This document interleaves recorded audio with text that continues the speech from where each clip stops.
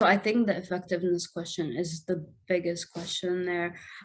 So a lot of the scholars that argue for the permissibility of hunger strikes argue for a conditional permissibility, and with that, there's different sort of streams of what constitutes conditional permissibility. Some argue that it should not lead to death, and some argue that it should not lead to serious harm.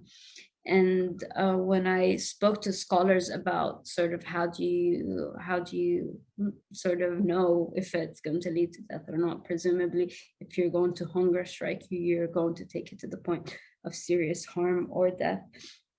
And there's an element of sort of intellectual speculation, but what I heard is that hunger strikes is a tool of resistance, and if you are to perceive, if you sort of weigh the sort of conditions that you're in, and if you feel like it will be effective, then it's a permitted tool.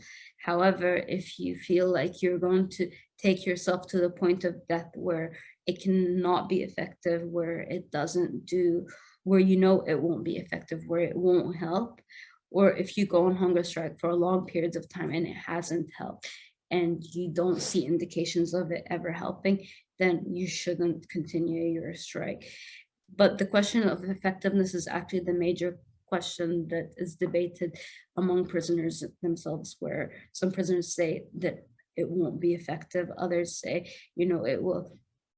But context really, really matters. So when Muhammad Sultan and Abdullah Shami went on hunger strike, the state didn't really have the tools to understand what was going on or how to navigate it or how to deal with it. And they were very good at using sort of media outlets to mobilize for the hunger strikes. Now things are a bit more difficult. The state sort of learned its lesson. So you can't smuggle pictures outside of prison anymore. Someone told me that the prison authorities can kind of tell when someone is planning to go on hunger strike, if their family gets saline in there or sort of like liquids into their prison cell in visitation a little before they decide to go on hunger strike, so they know to cut out visitations, to cut out media, to be involved in counter like misinformation tactics. And that happened with Ula al-Qaradawi, where at times they said that she broke her hunger strike and they kind of released it anonymously when she hadn't really. So people just stopped talking about it and it didn't matter. So there are instances where it doesn't become effective because the state is mobilized against it. And it depends on the state, to be honest. I think states that are more susceptible to international pressure are quite likely to make sure that people in their midst don't die. But if the world doesn't really care about the kind of prisoner you are, then it's very unlikely. And then there's another side to it. Individual hunger strikes are more likely to be less effective than collective hunger strikes. Individual hunger strikes could lead to individual sort of success, individual demands being granted, and collective hunger strikes are more likely to be are more likely to contribute to sort of prison reform, like reforming the conditions, because not every hunger strike, actually not very few, but like I would say 50% of hunger strikes are geared towards like ultimate release. A lot have to do with improving the conditions of prisons themselves, allowing visitation rights, allowing access to the toilet, allowing for clean water. Things that are very, very simple. And yeah, so they're about like right.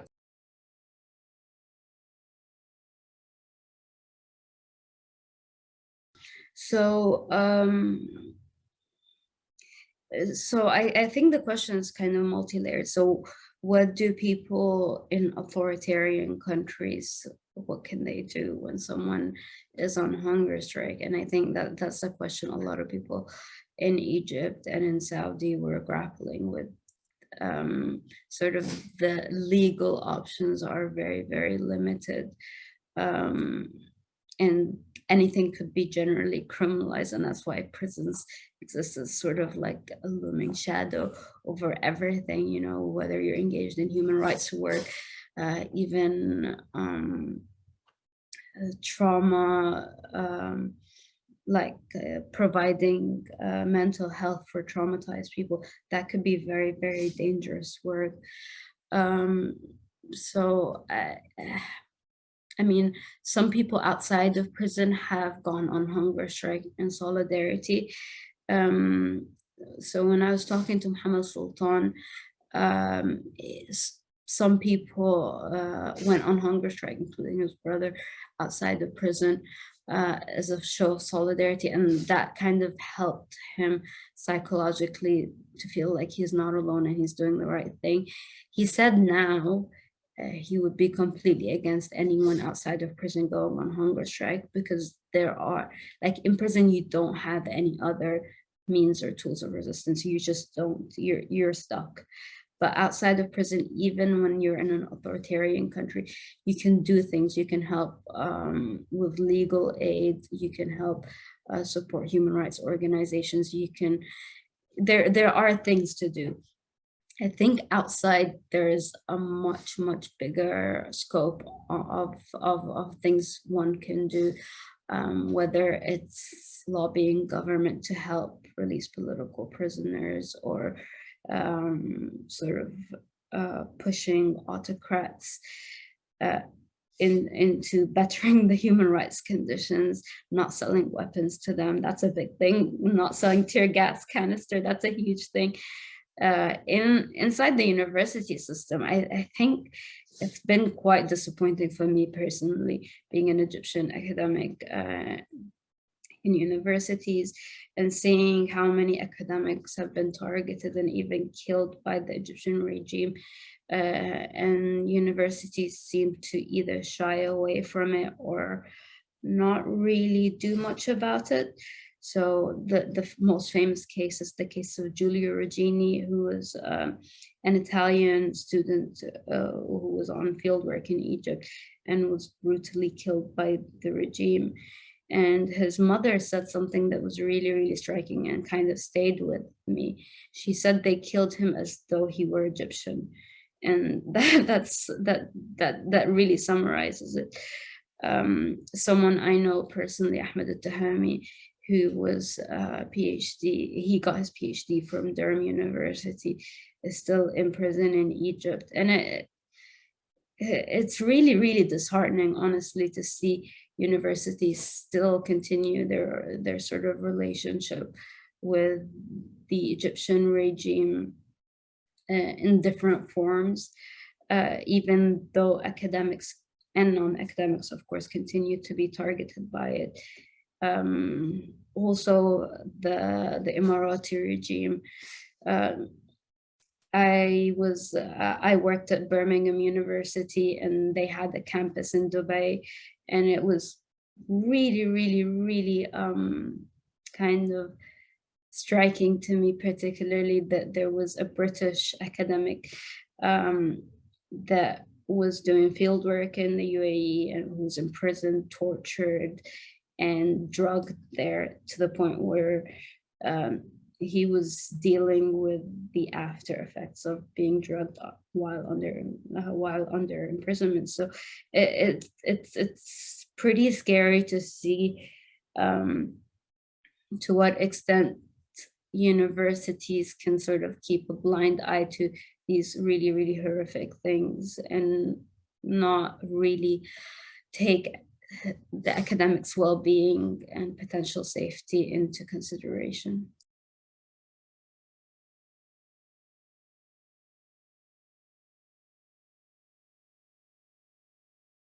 I mean, yeah, I haven't personally been back to Egypt by choice since the Rabaa massacre.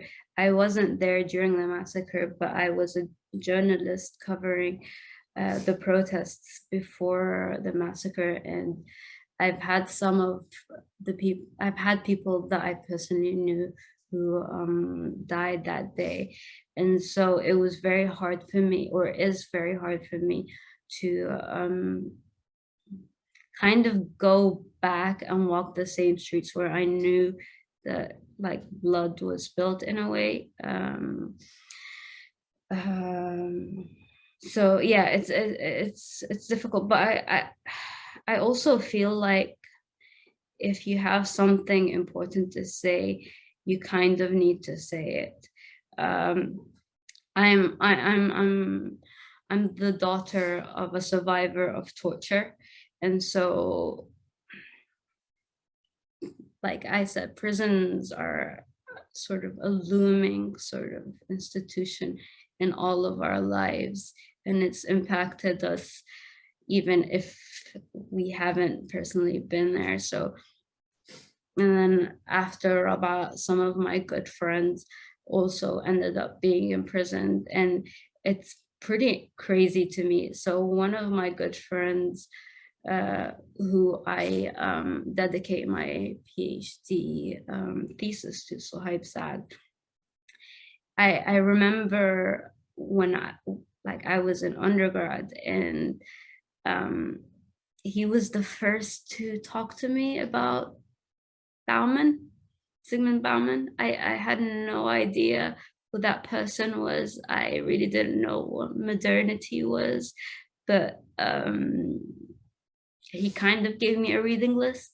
So it's pretty insane to me that at a point the regime kind of chose to end his future. He's been in prison for a long time, a long time, since about almost 10 years now. And so he spent all of his 20s in prison. And it's crazy because I know that if he wasn't in prison now, he would have been like an amazing thinker and academic, and he didn't get that chance, you know. So I think, yeah, these things are important. This is why I have like qualms about the term activism, because when you're an activist, it feels like it's something that you choose to step into and step out of when you have sort of the space of mind. It's sort of a privilege to be an activist, but sometimes for certain people, politics is not something you necessarily choose. It's something that's all around you and you can't really escape from. If you are an immigrant and your family has visa issues and you can't see your wife or your parents or whatever, it's not really a choice to care about immigration reform. It's something, it's your family, you know, it's your kids, it's your parents, it's your wife. So I guess that's sort of where it comes, where it sort of starts with me. It's not like something that I choose to do. It's something that is chosen for me, I guess. And that's the sad part about it, you know. Everyone would rather have like an easy life where, you know, they don't have to think about prisons or torture, but it exists and it impacts people that we love and we can't really escape it.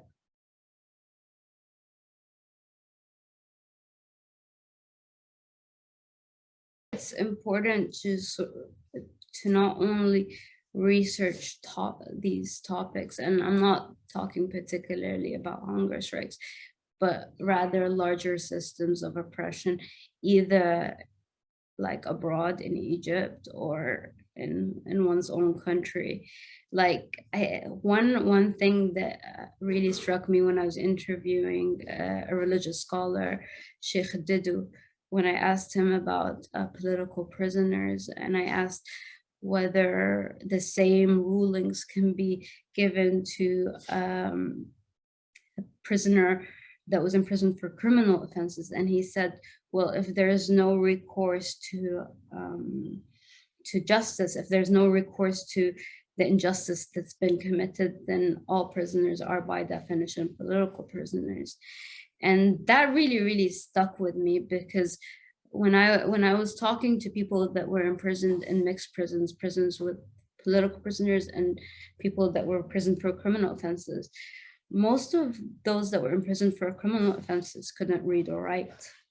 They were people who were very, very poor. Um, and it wasn't very different when Samuel Arian talked to me about the American prison system. He had people he was imprisoned with who really couldn't read how much, like, the details of their sentencing. They thought that they were there for 5 years and they were actually for 25 years. They had a legal aid, but the legal aid didn't really care about them very much.